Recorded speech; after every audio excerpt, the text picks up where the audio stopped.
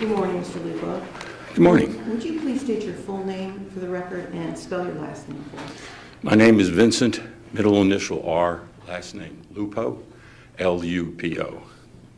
Mr. Lupo, are you currently employed? Yes, I am. And where are you employed? I am the city manager for the city of Port Richey. And how long have you been the city manager of Port Richey?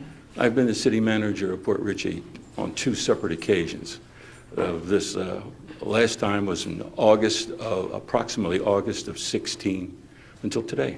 So you are currently Yes, I city am. manager. Okay.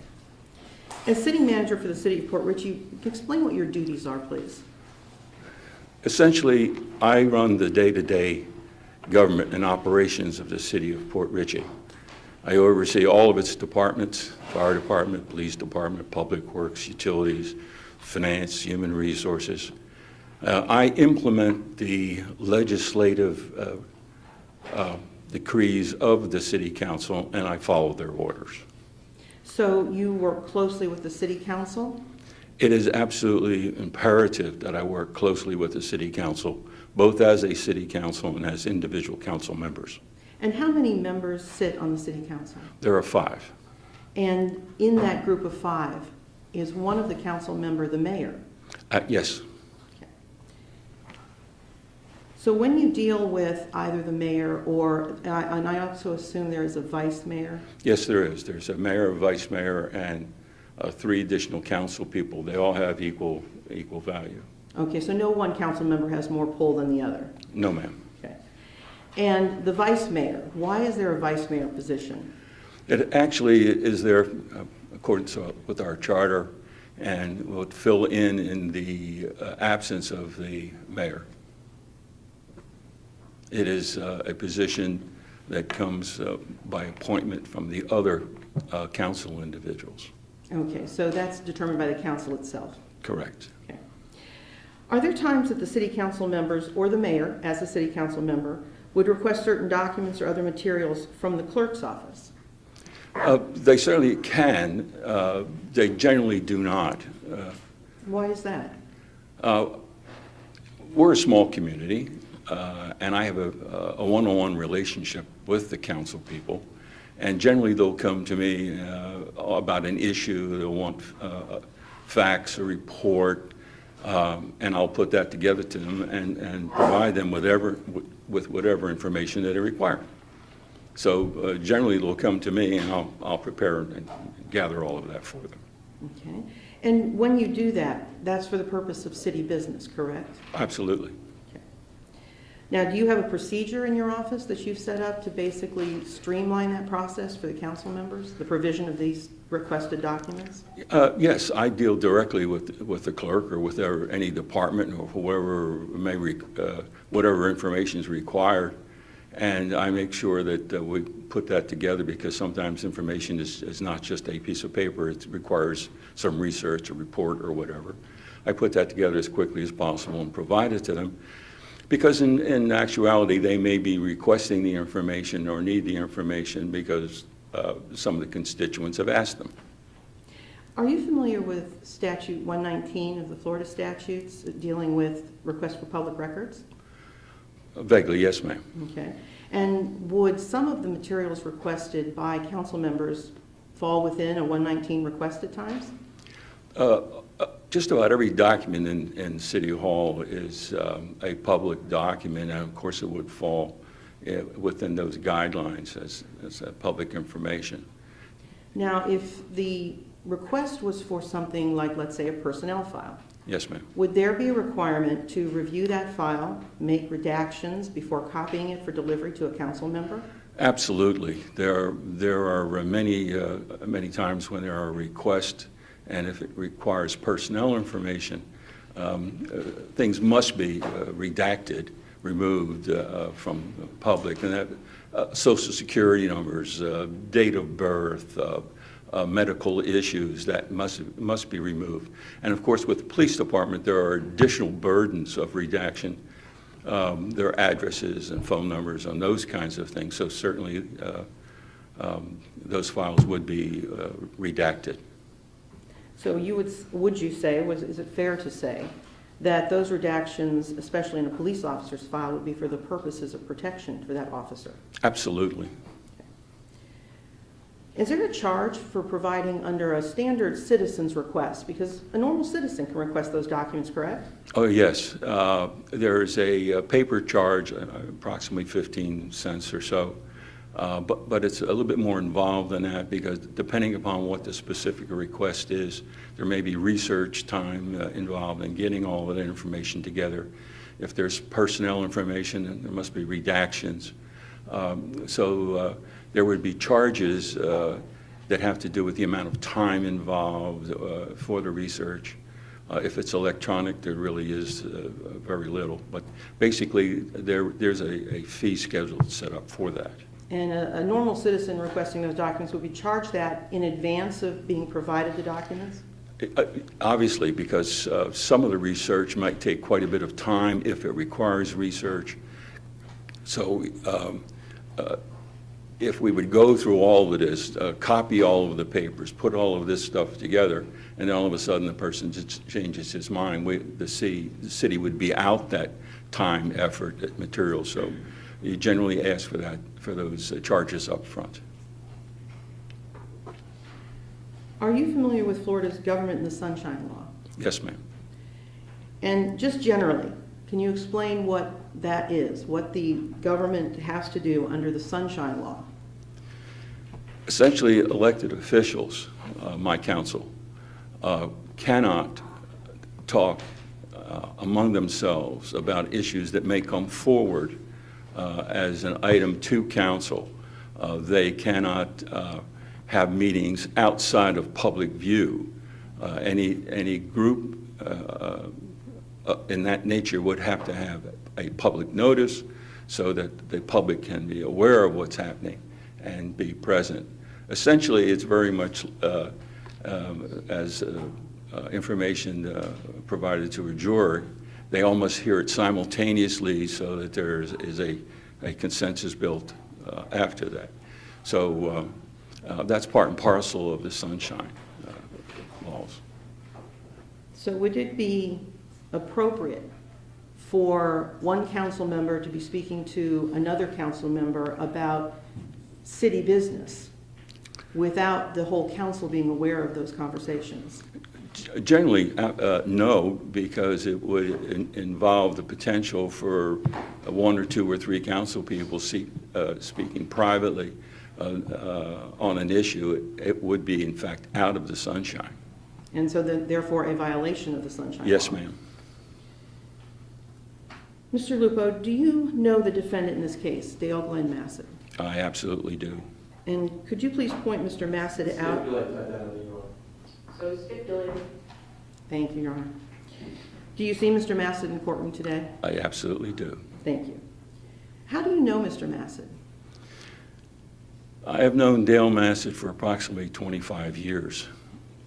I've traveled with Dale extensively. I worked with him during my first tenure as a city manager from 1996 to 2004. I've traveled with him, associated with him, and enjoyed his company.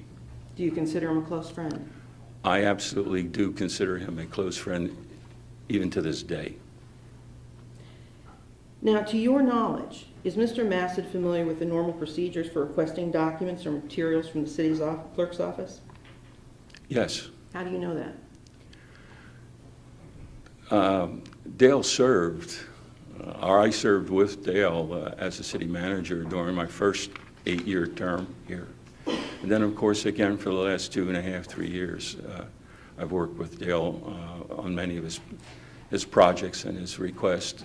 I used to go to Dale's house regularly to provide him with the agenda for upcoming meetings. I would try and discuss them with him so he would be fully apprised of the various issues involved.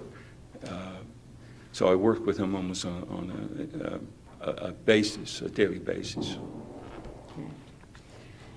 Now, are you aware, did you become aware of Dale Massad's arrest on or about February 21st of 2019? Yes, I became aware of it. Okay. And as a result of that arrest, are you aware of any action that was taken by the Florida Governor, Ron DeSantis, regarding the defendant's position as mayor of Port Richey? Yes, I am, ma'am. And what was that action? That action was to suspend then Mayor Dale Massad. And was that done under an executive order of the governor's office, executive order number 19-48? Yes, ma'am. And are you familiar with that executive order? Yes, I am. And how are you familiar with that executive order? The governor's office had called me. The governor's office had transmitted it to me. I took that order and sat with our city attorney and eventually we formed a letter of resignation for Dale to sign. We, the city attorney and I, went to the facility in Land O'Lakes to visit Dale Massad, and at that point in time spoke with him. We went down in the facility. Of course, Dale was on the other side of a glass partition. Mr. Matthew and I spoke with him, informed him of the decision of the governor, and spoke with him about resigning his office. We presented him with a letter of resignation, excuse me, that one of the officers gave him with a pen. We talked to Dale about it, and he said, absolutely, I'll resign, I'll sign it. And he did sign it, and the document, and with that, I advised him, as did Mr. Matthew, advised him, get well, get healthy, read books, watch TV. It's over for you with the city, Dale. Just forget about it. Get well, get healthy. Listen to your attorney. And let me clarify something. You said Mr. Matthew. Can you tell us who that is? I'm sorry. James Matthews, the city attorney. Okay, and he was with you at the Pasco County Jail when you met with Mayor Massad? Yes, he was. And at the time that you met with Mayor Massad at the jail, had the governor's order already been executed? Yes, ma'am. And that was on February 21st? Yes, ma'am. What day did you meet with Mr. Massad at the jail? The following day, the 22nd of February. Mr. Lupo, may I approach the witness? You may. Mr. Lupo, I'm going to show you what purports to be, it is State's Exhibit 2. Can you tell me what that document is? Yes, this is the document that was prepared for Dale to sign. It's addressed to City Council. Dear City Council members, I hereby resign my position as mayor of the city of Port Richey, dated 2/22/2019. Dr. Dale Massad, Mayor. Thank you. Oh, thank you, Mr. Lupo. And Mr. Lupo, effectively at the point in time that this was signed, that meant that Mr. Massad was no longer the mayor of Port Richey. Yes, ma'am. Your Honor, may we introduce this into evidence? Any objection? No, Your Honor. All right, it will come in as state's number 2 into evidence. Ladies and gentlemen, you'll have it back with you in the jury room. If they want to show it to you or put it up on the screen, they can do that, but if not, it'll go back with you in the back.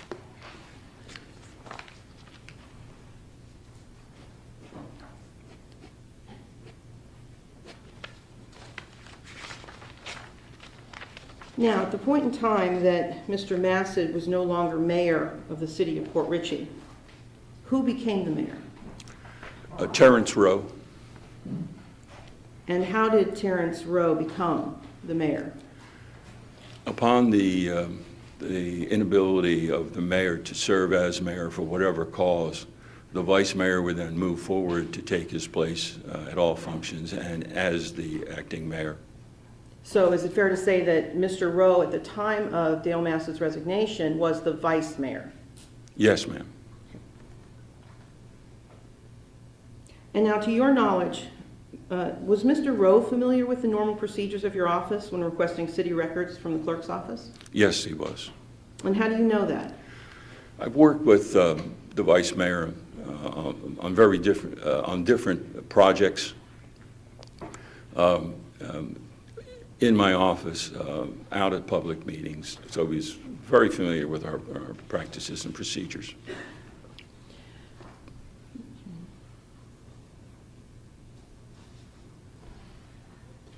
One moment, please. Okay. We have talked about the clerk. Who is the clerk of Port Richey? Sal Licari is the clerk of the city of Port Richey. And how long has he been the clerk approximately? Approximately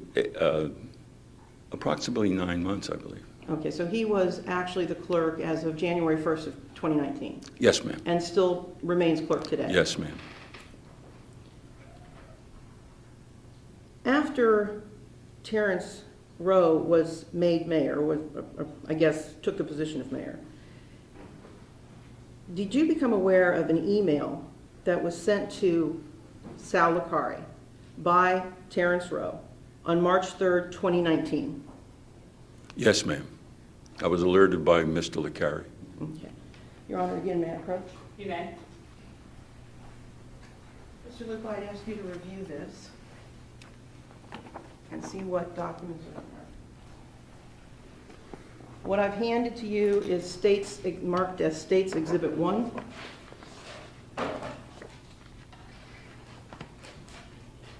Yes, ma'am. Have you had a chance to review it? Yes, ma'am. Okay. In looking at the documents in front of you, what do those purport to be? These are email documents between Sal Licari and Vice Mayor Rowe. And what is the time range on those emails? This first one is March the 3rd, and they would appear to end on March the 13th, I believe.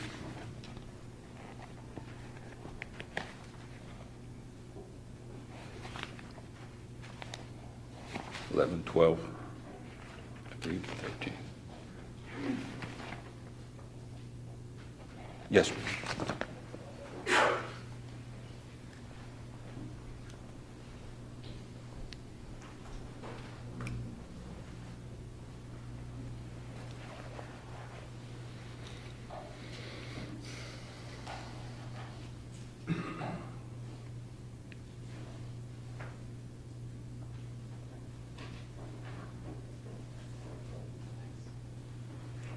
Your Honor, we would ask that States Exhibit 1, composite exhibit, be admitted into evidence. Any objection? No, Your Honor. All right, it'll come in States 1, composite. How many pages is it?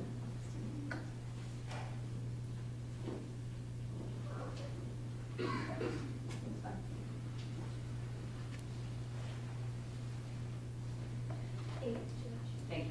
How many, Judge? 8 pages. Thank you.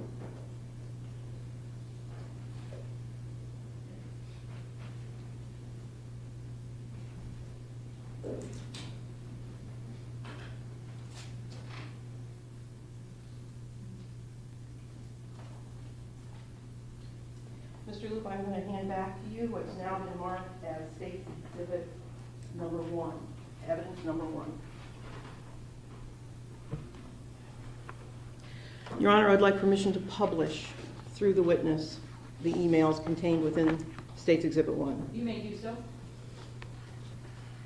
Okay, Mr. Lupo, let's look first at the March 3rd email from Terrence Rowe to the clerk. Yes, ma'am. Can you tell me what time of day that email was sent? It was sent at 8:45 p.m. on Sunday, March the 3rd,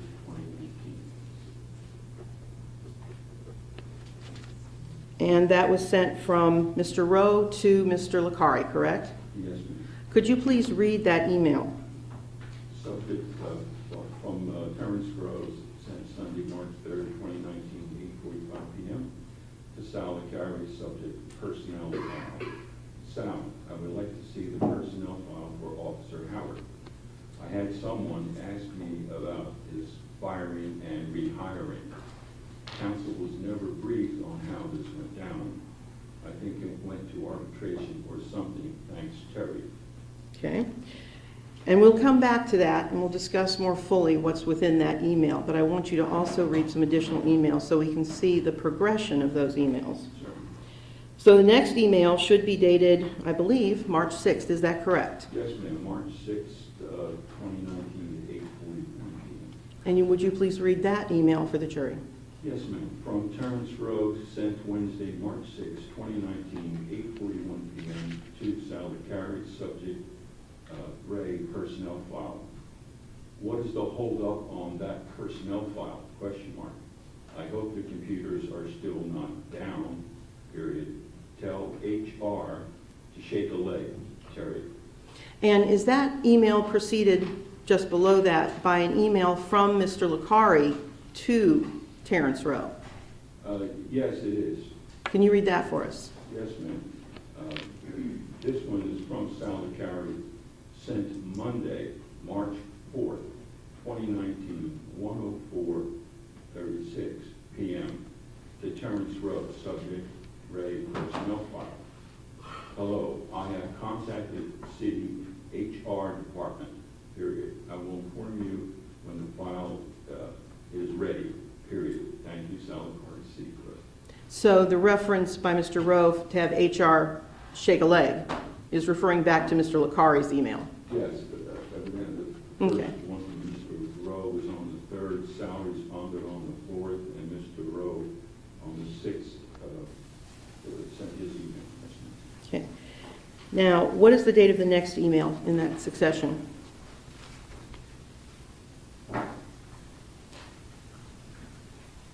Terrence Rowe, Sunday, March 3rd, 2019, 8:45 p.m.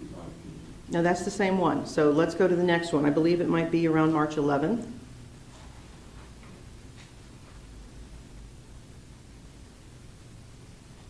This is Terrence Rowe, Monday, March 11th. Correct. 2019, 5:33 p.m. And can you read that for the jury? Yes, it is from Mr. Terrence Rowe. It is from Terrence Rowe, sent Monday, March 11th, 2019, 5:33 p.m. to Sally Carey, subject follow-up information on Officer Howard. Sal, I am requesting any and all documents that concern Officer Howard's arbitration hearing. I also would like to have a copy of any video or recordings or minutes taken of this hearing as well, period. If the city does not have these tapes, where can I get a copy, period? Thanks, Terry. Okay, now let me ask you a question. In between March 6th, the email we first read, and March 11th, the email you just read, to your knowledge, were the materials first requested delivered to Mr. Rowe? The personnel file of Officer Howard. There was a document, series of documents put together, and it's distributed to Mr. Rowe, delivered along with the agenda packets for city council meeting, and I believe they were delivered by our police department. And here's one, I believe in this case, it was Officer Peel who delivered. And do you know the date of that? Off the top of my head, it would have to be the Thursday before the council meeting that month. So it was after March 6th, but before March 11th? Yes, ma'am. Okay. And you know for a fact that those materials were delivered? Yes, Officer Peel. Would you like me to spell that for the record? Okay, so now we know that the documents were received, but now on March 11th, he's requesting additional documents. And now he's asking for the arbitration records. Yes, ma'am. Why were the arbitration records not part of his personnel file? Howard's personnel file. I believe at that time we were trying to make a determination, or was a determination whether or not they're actually public record or not. Were the arbitration records housed with the personnel file in the clerk's office? Arbitration There was the arbitrator's decision, I believe was how it's stated, yes, ma'am. Were materials regarding the arbitration maintained by any other city office? No. So the city attorney's office would not have had the copies of that? I can't answer for that. I don't Okay. believe so. Okay, just checking. All right, so we know that they're separate. Now, are they separate? They obviously weren't made part of the record that was provided on March 7th, correct? Yes, ma'am. Okay. So when the next request comes in, now we're looking for the arbitration records. Yes, ma'am. Personally, do you know about the arbitration that was conducted in Officer Howard's case? I absolutely do. Okay, so let's start there. How are you aware of the arbitration process that occurred in Port Richey regarding Officer Kenneth Howard? Sometime in April, I became aware of some problems arising in my police department with respect to the administration of Chief Icanio and Captain Barcelo. And it developed to a point where I conducted an investigation into what was occurring because of those rumors that were coming to me. Okay. And I made a determination based on my questioning of several officers. Two officers were involved in distributing information that I believe was harmful to my ability to operate and administrate city government. And was one of those officers Kenneth Howard? Yes, one of those officers was Kenny Howard. Now, as city manager, you have the authority to hire or fire. Yes, I do. Okay. And so you took it upon yourself to conduct an investigation. Was the city council in any way involved with that investigation? Absolutely not. Was the police department in any way involved with that No, investigation? I purposefully did it myself, unfortunately, because I believe that because Chief Icanio and Captain Barcelo were part and parcel of these rumors, that it would be improper for them to conduct an investigation since it would involve accusations about them. And once Officer Howard was terminated, did he exercise his legal rights for an arbitration proceeding? I guess he did, ma'am, through the PBA contract. And were you involved in that arbitration process itself? Yes, I was, ma'am. Okay, and For 4 to 5 months, as I recall. 4 to 5 months? Yes, ma'am. I didn't mean to cut you off. If I do that, stop me. I tend to just keep going, so stop me if you need to. So as part of that arbitration process, there were hearings held, there was evidence taken, and you were a part of all of that? Yes, ma'am. Federal arbiter, I believe it's a federal arbiter from Pennsylvania, Judge Prosecutors, who sat and did several hearings where witnesses were called, and he conducted a review. And at the end of that process, that lengthy process, Yes, ma'am. did Judge Jacobs make a ruling? Yes, ma'am, he most certainly did. And what was his ruling?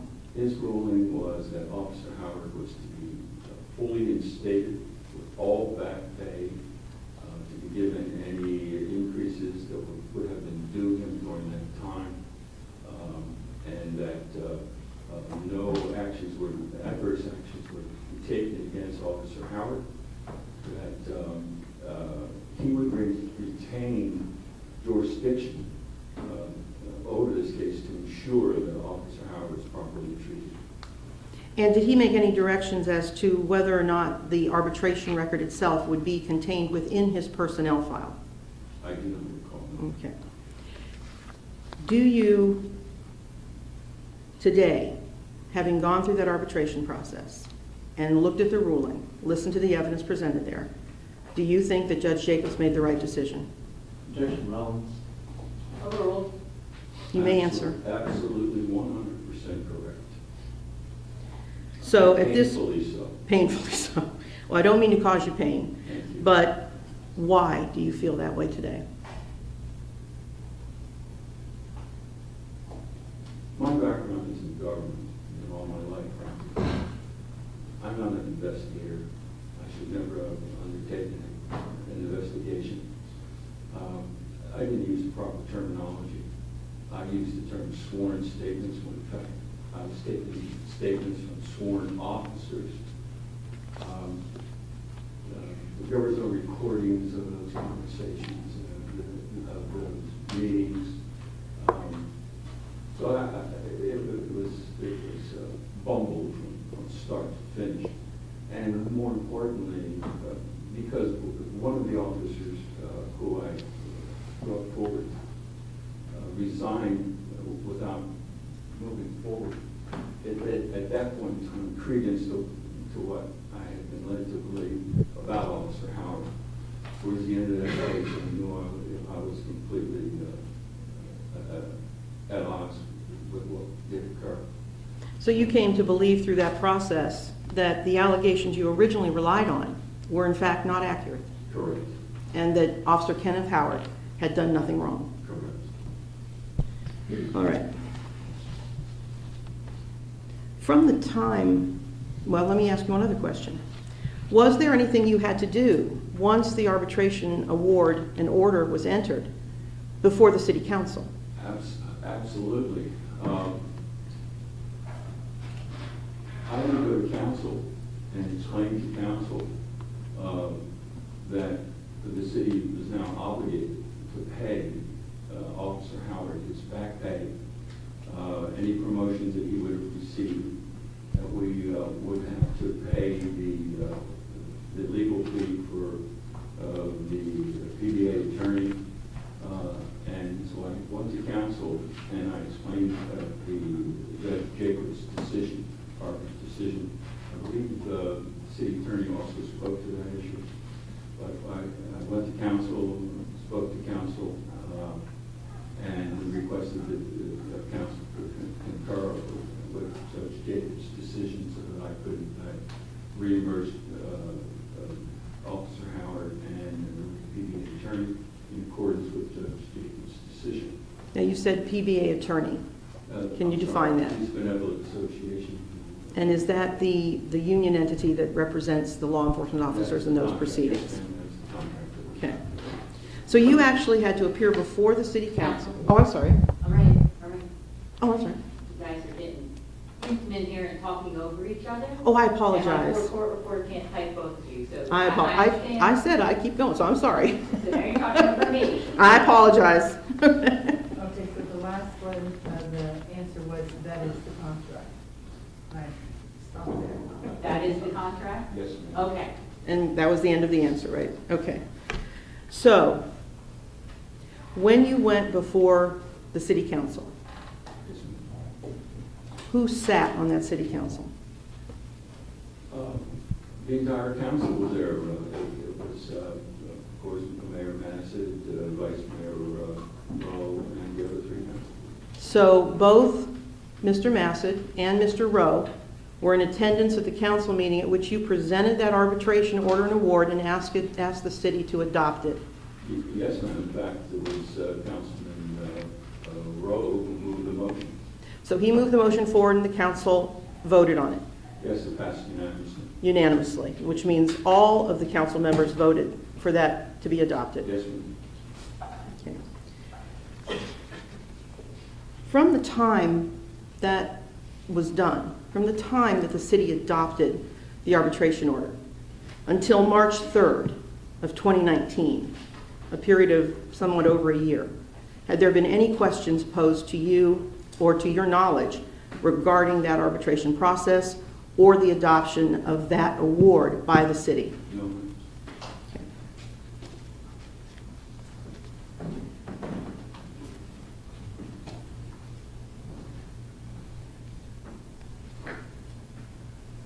Did there come a time that you became aware of these emails that you formed some opinion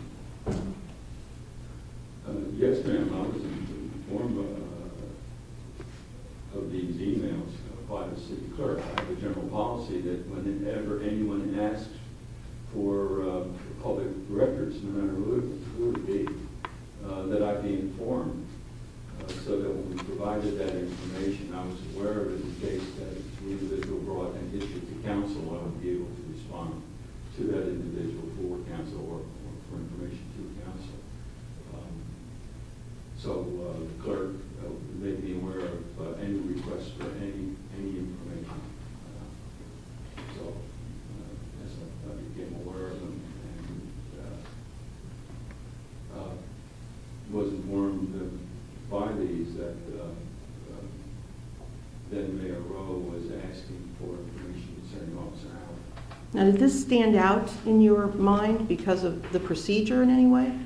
Absolutely. It was extremely bothersome to me because, again, I have a very close relationship, I honestly believe I have a very close relationship with all the council people.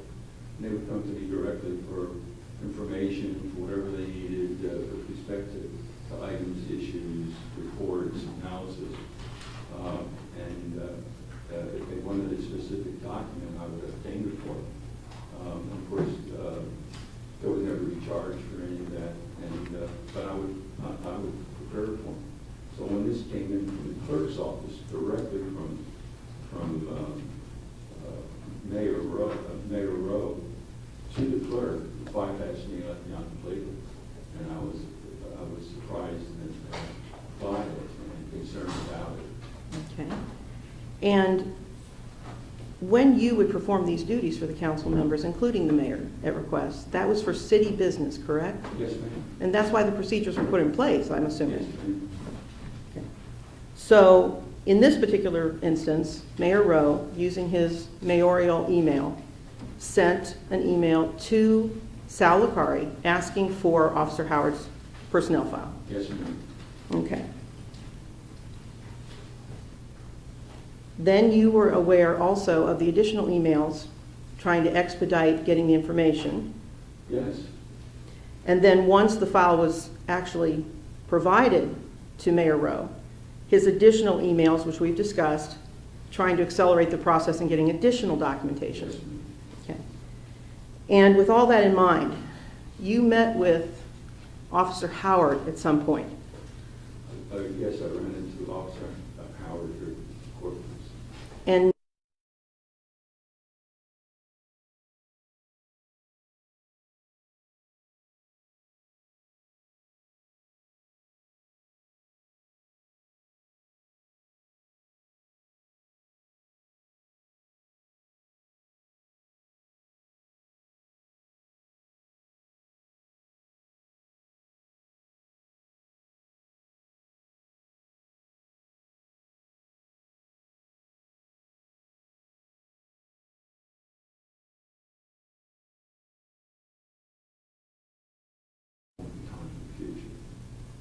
Adversely. And that would go against everything that Judge Jacobs said. in fact, I believe you mentioned earlier that Judge Jacobs reserved jurisdiction for a specific purpose. Yes, ma'am, it was to ensure that Officer Howard not be punished in the future for any actions with respect to the arbitration. Do you recall if the arbitration order went as far as to say that anything that might end up in Howard's file, personnel file, that was in any way negative was to be removed and sealed? Yes, ma'am. I don't remember the term sealed, but I do remember removed. And to your knowledge, was anything ever sealed regarding that? Okay, just wanted to check and make sure.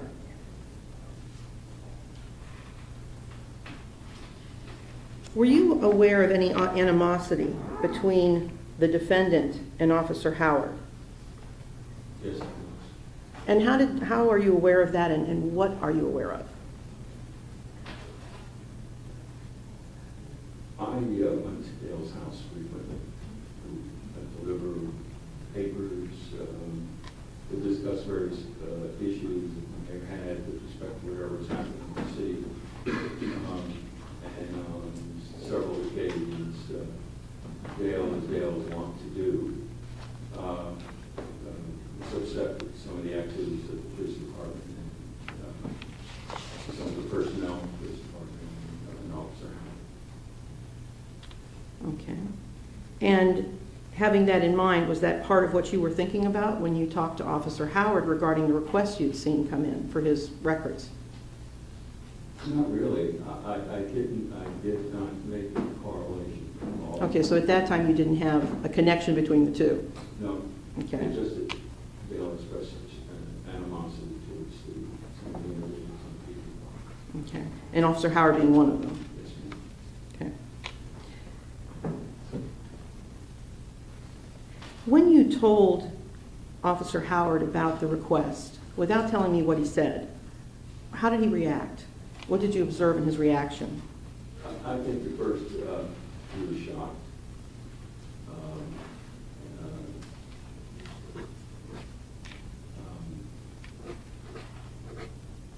And then simply we find out he responded and said, you know, I'll handle it, I'll take care of it, something like that. Okay. Now, the final area I just want to make sure we go back and touch on.